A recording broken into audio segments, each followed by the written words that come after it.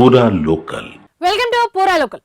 సౌదీలో ఘోర రోడ్డు ప్రమాదం చోటు చేసుకుంది. మక్కాలో ప్రార్థనలు ముగించుకొని భారతీయ యాత్రికులతో మదీనా వెళ్తున్న బస్సు పెద్ద ప్రమాదానికి గురైంది.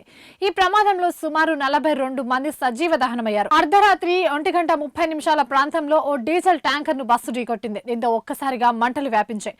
అర్ధరాత్రి సమయంలో ప్రమాదం జరగడంతో అందరూ నిద్రలోనే ప్రాణాలు కోల్పోయారు.